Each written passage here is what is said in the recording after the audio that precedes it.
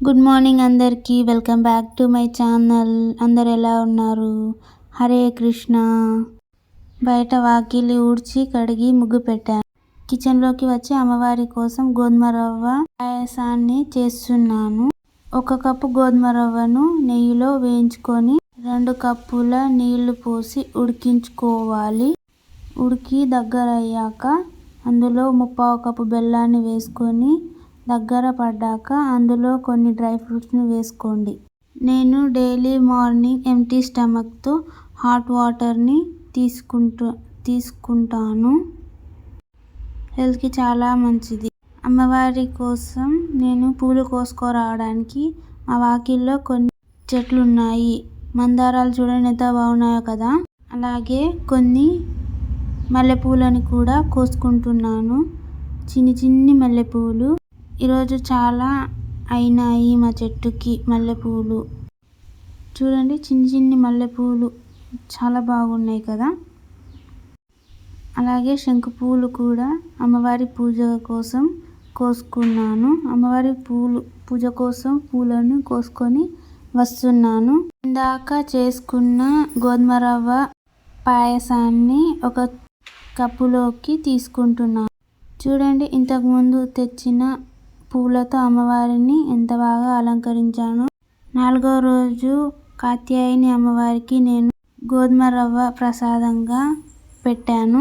కాత్యాయని అమ్మవారికి 4వ రోజు కుంకుమార్చన చేసుకుంటున్నాను. అమ్మవారికి హారతిని ఇస్తున్నాను. అమ్మవారి ముఖం హారతిలో ఎంతో కళగా ఉంది. మీరే చూడండి.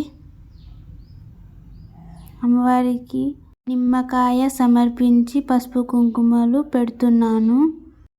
నా 4వ రోజు పూజ చాలా బాగా జరిగింది. అమ్మవారిని ప్రార్థించుకుంటున్నాను అందరూ బాగుండాలి అని. పూజ అయిన తర్వాత నేను అమ్మ కలిసి ప్రసాదం తింటున్నాము. మా అమ్మ ప్రసాదం చాలా బాగుందని చెప్పింది. మీరు కూడా తప్పకుండా ట్రై చేయండి. ఈరోజు నేను ఒక కొత్త రెసిపీని ట్రై చేశాను. పెరుగు వంకాయ. మీరు కూడా తప్పకుండా ట్రై చేయండి. ఈ రెసిపీని నేను నా షార్ట్లో పెట్టాను. తప్పకుండా మీరు వెళ్ళి చూడండి. కింద డిస్క్రిప్షన్లో లింక్ ఇస్తాను. ప్రాసెస్ మొత్తం ఉంటుంది.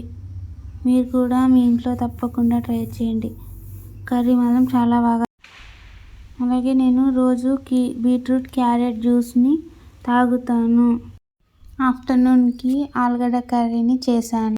దీపాలలో నూనెని వేసుకుంటున్నాను. సాయంత్రం పూజకు వేళైనందున అన్నీ సిద్ధం చేసుకుంటున్నాను. అమ్మవారికి తమలపాకు మాలను తయారు చేశాను. అలాగే కుంకుమార్చన చేసుకుంటున్నాను.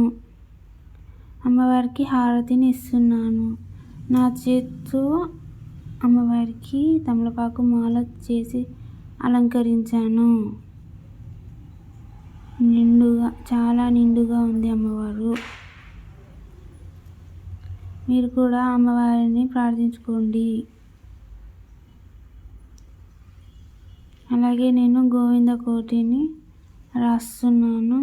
మీకు ఈ వ్లాగ్ నచ్చితే నా ఛానల్ని సబ్స్క్రైబ్, లైక్, షేర్ చేయండి. Thank you for watching.